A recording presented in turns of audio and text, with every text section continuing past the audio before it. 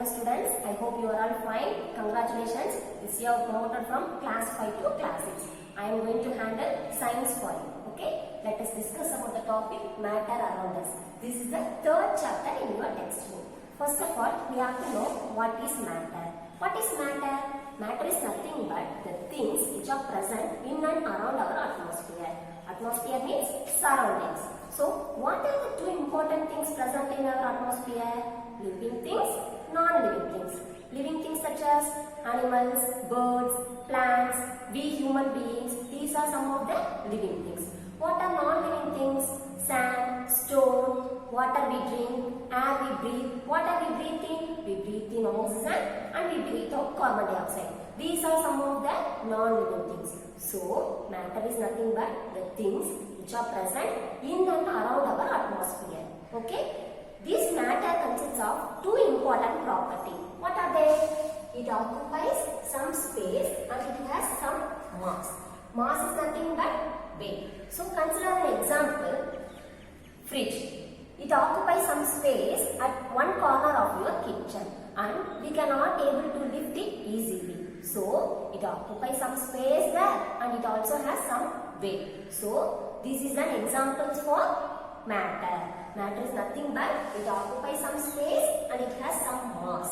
Okay? Consider an example book. If you keep it on your bench, it occupies some space there and it also has some mass. Okay?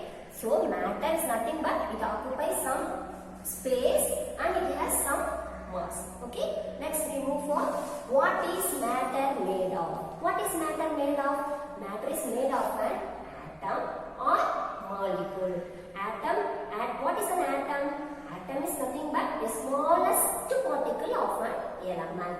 What is molecule? Molecule is nothing but two or more atoms combined together to form a molecule. Even though it is the smallest particle, it has a structure.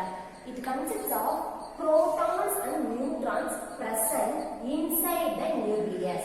This is the nucleus and it consists of protons and neutrons inside it. These protons and neutrons are positively charged and these protons and neutrons are revolved around by electron. These electrons are negatively charged. Okay? So this is the basic structure of an atom and this is the basic structure of an molecule. Even though it has structure, it cannot seen through our naked eye. It can see only through microscope. That microscope name is scanning electron microscope and tunneling electron microscope. Okay? This atom is the smallest particle and molecule is the smallest particle can be explained by two philosophers named Democritus from Greek and named Canada from India. They worked together and they said that atom is the smallest particle. How? They ask us to imagine to take a piece of thread and that thread is cut into two pieces and we have to cut them continuously until they reach a certain point. That minute point is a atom that can only see through the microscope. So here we consider this chalk. We crush them into number of pieces. That again we have to crush them. What happens? It turns into powder. That powder that again crushed. What happens? It can be seen only through microscope. So that is known as atom. So here we conclude that atom is the smallest particle. Okay? For example, a drop of water. A drop of water consists of 10 power 21 water molecules, water particles in it. And a point which is made by our pen consists of greater than 2 lakh particles in it. So you can imagine that how the atom may be. Atom is a minute particle. Okay? Have you all clear about it? Okay. Next we move for the topic states of matter. Normally we are having 3 states of matter. Can you say examples for solid? Solid. Stone. This chalk. These are examples for solid. Solid, liquid and gas. These are the 3 states of matter. For solid we have taken example chalk. Okay. For liquid, we can say the example water, and for gas, the air we breathe in, oxygen. So these are the examples for solid, liquid, and gas. Okay, why this chalk is solid? Because they are tightly packed. Okay, this chalk is tightly packed, so they are considered as solid. Why the water is in liquid state? Because the water particles are loosely packed. Okay, so they are said as liquid. Then we move for gas. The air we breathe in, or balloon. It consists of air in it. Or the cycle tire, the cycle tube. It consists of air in it. So they are all examples for gas. Why they are in gaseous state? Because the particles in it are randomly packed. So they are in gaseous state. Okay. Next we move for in addition to these three states of matter, there are also another two states of matter. They are plasma, Bose-Einstein condensate. This plasma is not present in our Earth, it is present in space. Sun and stars are covered with plasma. Okay? Bose-Einstein condensate. It is a gas, it is used in the field of cryogenics. First, this Bose-Einstein condensate is predicted in 1925 and it is confirmed in 1955. Okay? What are the three states of matter? Solid, liquid and gas. And these three states of matter we are seen in our Earth. Okay? Next we move on. Characteristics of matter. What are the two characteristics of matter? This can be explained by a spoon of sugar and a cup of water. See, a spoon of sugar and a cup of water. If we add this spoon of sugar into it, we can we able to see these sugar particles in it? No. Why? It is mixed well in the water. See here, we can't able to see sugar particles into it. How? Because this water, already we said that these water molecules are loosely packed. So, these sugar particles are fit in that space between these particles and they mix well. Why they mix well into it? Because there is a force of attraction between the solid and the liquid. So, we can say that two important properties. There is a space between each particles and there is a force of attraction between that particles. What is it? Liquid and solid. Here we consider the liquid and solid. This force of attraction is different for different types of particles. Consider another example, sand and sugar. If we mix well, what happens? We can also see sand in it and we can also see sugar particles in it. They do not mix well. So, this force of attraction is different for different forms of matter. Here, we can conclude this by using the characteristics of matter. Two important characteristics. One is space between the particle and force of attraction. Okay. Next we move on mass, shape and volume of solid, liquid and gas. What is mass? Mass is nothing but weight. We already see here. And what is shape? It is the structure of the particle. And what is volume? It occupies some space. For example, consider a stone for solid. If we took a stone from the ground, and if we keep it on the table, whether the shape of the stone change? No. Whether its mass change? No. Whether its volume change? No. So, we cannot for solid, the mass, shape and volume cannot change. And consider liquid. Example, water. See here, we are adding this level of water to this container. And we are adding the same level of water to another container. What happens? In this container, the water level rises up to here. In this container, the water level rises up to here. So, what we know from this? We are known that the liquid mass, shape and volume depends on the container. The mass, shape and volume depends on the container for liquid. The liquid occupies different levels for different types of container. So, water, the mass, shape and volume depends on the container. Next we move for gas. Consider balloon and cycle tube. If you pass the air into the balloon, what happens? It expands. So at the same time, if you pass air into the cycle tire, what happens? It will expand. So there is no definite shape. There is no definite shape or mass or volume for gaseous state. So from this we can say that this solid is tightly packed and its mass, shape and volume doesn't change. This liquid, for this liquid, what happens? It depends, the mass, shape and volume depends on the type of container. And for gas, there is no definite mass, definite volume and shape. Okay? Have you clear about it? Okay. Next, activity. We have to group them according to their property. First of all, consider this stove and this jar.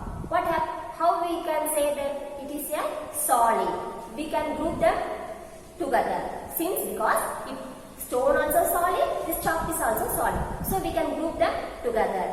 Then another example, consider this feather and consider this balloon. These two are grouped together. Why? Because they are weightless particle. And book, pencil. These two are grouped together. Why? Because they are used for studying. And chalk, water bottle. These two are grouped together. Why? Because this duster is also made of plastic and this water bottle is also made of plastic. And paper cup, feather. These two are grouped them together because they are weightless particle. Okay, like this, we are going to group this activity. See here, book and pencil. These two are grouped together. And water bottle and duster. These two are grouped together. And paper cup and balloon. These two are grouped together. Juice and water. This is their liquid. We group them together. Cow, bird. Since they are living things, we group them together. Okay? Have you understand this activity? Next we move for activity 2. This activity you have to done by yourself. Okay? I explain here. First of all, you have to know what is float and what is sink. What is float? See here.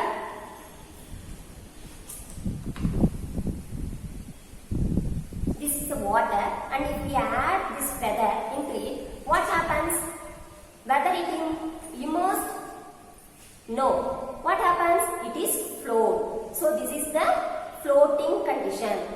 So next, what is here? Things that sink. See here, this is a stone, and if we add stone into it, what happens? It gets deeply immersed into the water. So according to the property of the material, we have to split them.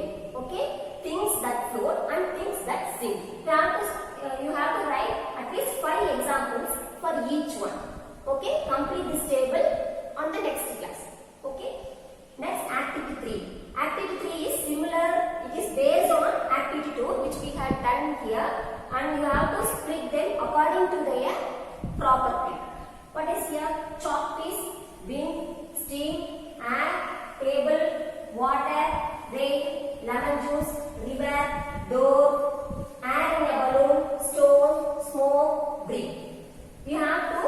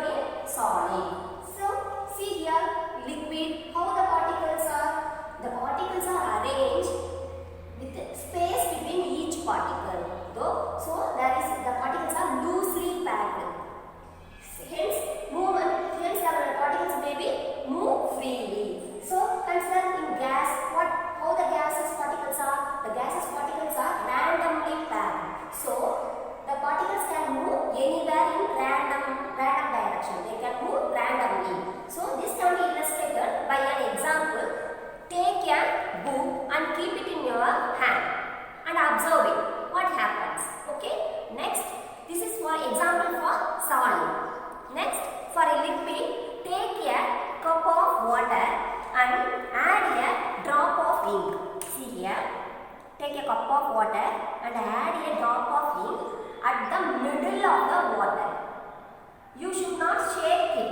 You should not shake it or stir it with anyone and keep it on your table.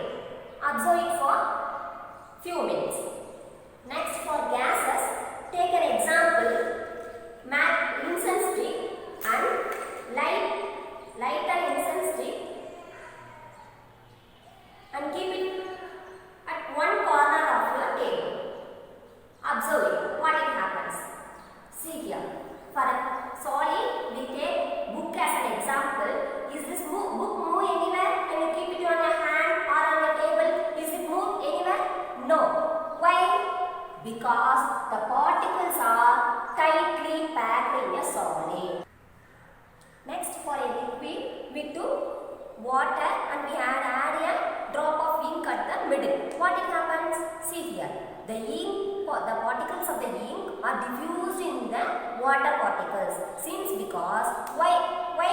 Because the water particles are, there is a space between each particle between the water, and this space is filled by ink particles. Okay, so the diffusion takes place in the liquid. It does not take place at a stretch, but it takes place after a few seconds. What about this incense stick? For a gas, we have taken incense stick as an example.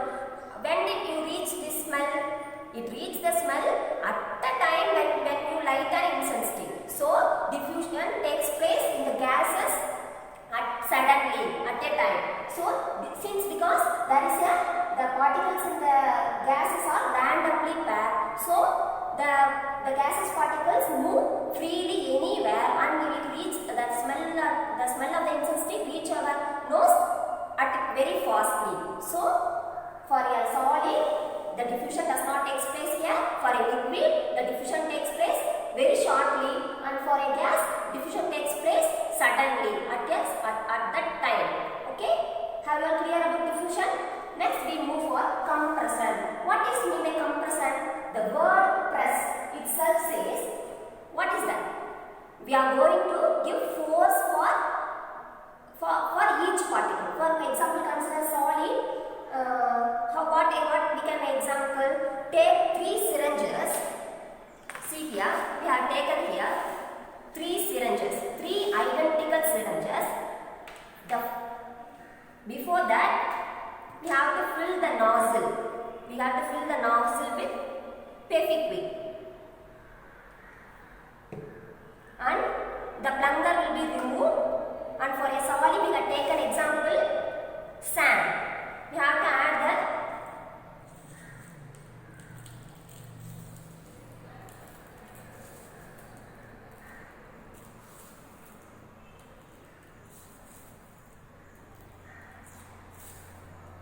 have to add the sand and we have to put the plunger and we have to press it down.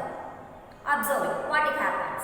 Next, for a liquid, the next syringe will be filled with water and press it down. Can you able to press it easily? Yes. Next, for a gas,